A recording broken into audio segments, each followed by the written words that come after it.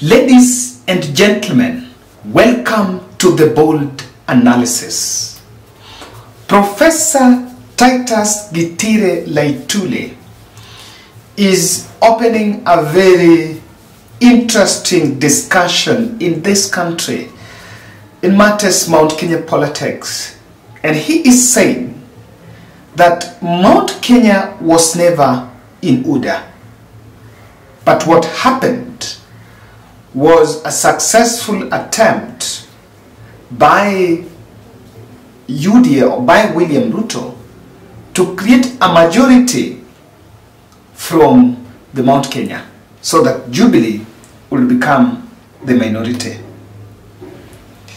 And he continues to say, I think I want to ask, just want to ask someone who is listening to this, and someone from Gema. From your assessment, especially someone who is on ground, Nyandarua, Muranga, or even diaspora, when you talk to people from Gema, do you think that Gema hate Uhuru Kenyatta? My clear assessment from Titus Gitire, I want to agree with what he's saying, that Gema do not hate Uhuru Kenyatta. They voted for Uhuru Kenyatta twice in millions. And so just one election, you cannot use that election to say that Gema hated Uhuru Kenyatta. What happened was the choreographed ridicule against Uhuru Kenyatta was successfully done to discourage the people from listening to his message. The message was reduced to supporting Raila, but supporting Raila came at the end of his tenure. Uhuru's message was clear: the voice of one man, 1 shilling, 1 vote. That voice came as early as 2018, and the voice of unity, of purpose, that voice came in the form of a handshake. And lastly was political decency. Political decency could actually be seen by a president who kept calm and never responded, as far as, even though the young politicians were sharpened by insults and abuses to the man who was supposed to be their kingpin. Now, the man who was their kingpin. This was the message that Uhuru Kenyatta had, was disregarded and trashed in the dustbin because of politics of antagonism. You need to antagonize community A against community B, or antagonize a cluster, people in terms of cluster. That was behind the dynasty sloganeering phrases, where you created hustlers and you created dynasties coming out to make all that. So the politics of antagonism played out. And so Professor Letun is saying that it was not about Uhuru Kenyatta. Moments now, we are hearing the tones and the speeches about Mount Kenya unity. This unity, analysts have also looked at it, that it is not going to be realized by bringing the young politicians to UDA. That's not unity. That's just political convenience migrations. But the unity of purpose that will be tangible and shake the ground is started to be that of Uhuru Kenyatta and Ruto-Gachagua. Welcome to the Bold Analysis. Kindly subscribe to our channel, click the notification bell, and like our video. This will be a very interesting one for us here. Ladies and gentlemen, hello Kenyans. The young leaders from Mount Kenya, the Kanini Kegas, the Sabina Chege, and the team that supported Raila in 2022 general election were actually the heroes of the 20th century. Raila Odinga presidency that was never realized was going to be a turning point to the politics that have been entrenched in this country for long. You could see Sabina Chege saying that they soiled Raila's name, but having been around Raila, it was time to undo that. And 1 million votes that Raila got from central Kenya was record-breaking. I want you to listen to Sabina Chege shortly. I am no longer afraid of being associated with Raila. I think he's a leader like any other. And I have a responsibility as a leader from my region to help my people fight the phobia. Because I think initially we were sold like Raila was not even human. You know, we were all very much afraid of him. But now we have had access to him. He's a very polite person. He's come out as a very good family man, as a person who's very considerate about other people and a down-to-earth person. So what I'll say, yes, it will be a risk from my side, but I have a responsibility to talk to my people, to convince my people, and I'll also be listening to them. I am very positive that now we can have a conversation on whether Raila can be a candidate or not. Initially, that conversation could not have happened. You know, if it was a year ago or 2 years ago, that was unheard of. So it's good to give him a chance. And I think he has had experience. He's no longer excited about leadership. He's been there, he has lost, and he has seen it all. We can sit and talk. We can now make a decision, a sober decision, not an emotional decision and not a decision influenced by the rumors and things that we cannot even confirm. We need to meet with our people and have a very candid conversation. From the voice of Sabina Chege, it actually confirms my position in this analysis that the 1 million vote was a demonstration kwamba it is always possible. It was ending the prejudice, the stereotype, the fear narrative, the phobia that had been created around Raila Odinga. And so, it was bringing it closer home. In the 3 books of Flames of Freedom by Raila, there is, I think, The Shadow of My Father by Uhuru-Gachagua, and there is also another one, Not Yet Uhuru, by Jaramogi. They document the way this antagonism became from hysterical aspect. From the day when Jaramogi went for the late Mwai Kibaki in Makerere University to come back here in 1960 to help them form the KANU party. And the KANU party was founded by Luo and Gema. That was Jaramogi and first founding father, Jomo Kenyatta. So, and they went to an election against KADU, which was a party that was formed between Kalenjin, Mijikenda, Ma, and a section of Luya. So this has been here.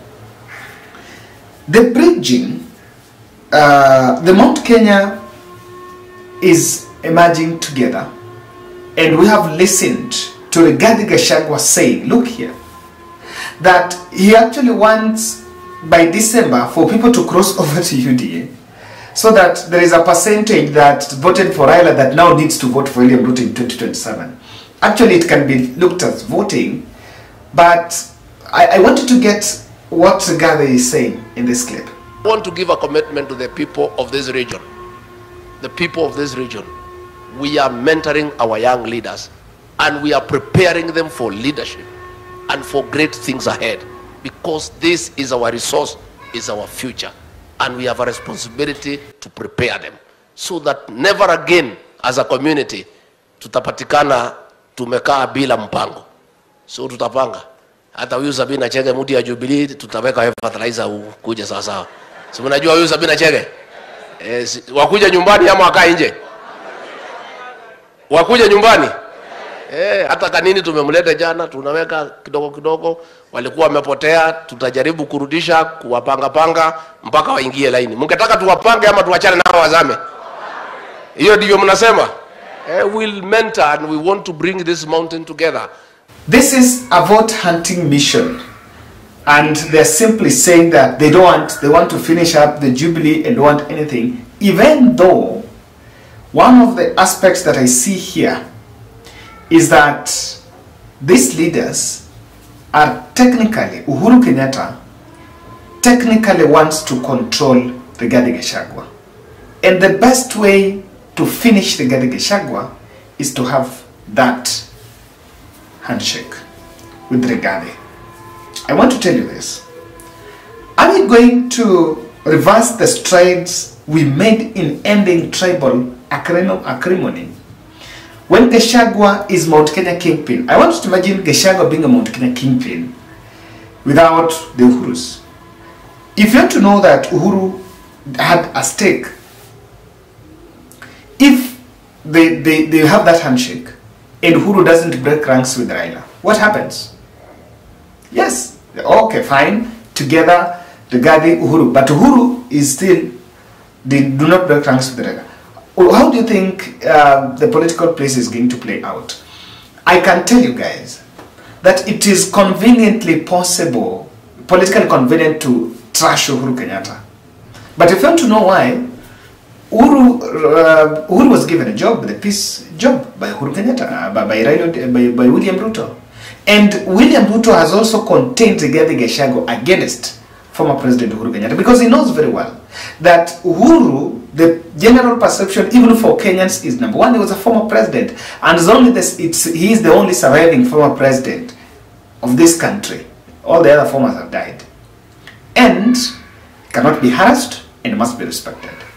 Guys, let me tell you how that Rigathi Gachagua kingpinship with a handshake with Uhuru Kenyatta, or rather unit with Uhuru Kenyatta, can really turn out, in my understanding.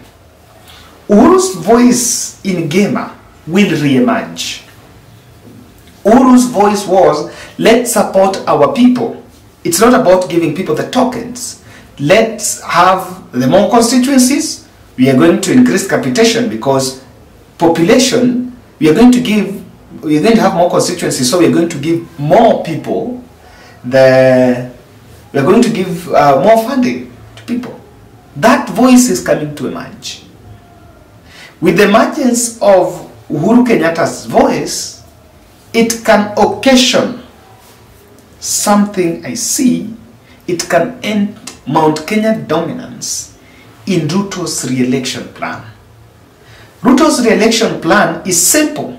I just want to maintain Gema, Mount Kenya, then Pale, but I need to please Mount Kenya so that I get that re-election. But with Uhuru Kenyatta's voice, because Uhuru's voice was that of, not a populist one, but was now, let's help our people as we make the exit. It can conveniently plot Ruto-Gachagua fallout. That Ruto-Gachagua fallout will completely finish Rigathi Gachagua. If there is a man that is working under the shadow of William Ruto, that man is Rigathi Gachagua. Not even Musalia Mudavadi. Musalia Mudavadi can be a man of his own. The only person, because the reason I'm saying he's working under the shadow of William Ruto is because William Ruto is the owner of UDA party. All those Mount Kenya politicians, they are under, or majority of them are under UDA, and the shots, mostly, they are so much obedient or submissive to William Ruto than even to Rigathi Gachagua. So, if you want to finish Rigathi Gachagua, and in case of a handshake between William Ruto and between Gachagua and Uhuru Kenyatta, which will conveniently completely finish Rigathi. You don't have a Rigathi Gachagua if there is no one to be insulted. Because in Mount Kenya, you insult Raila, then you get them. But then, if Raila is also a friend to Uhuru, then what happens? Because Uhuru's voice is also the voice of unity, political decency. It's an interesting one to look at it. Political stalwarts in the Gema region might emerge, and that can suppress the newer generation.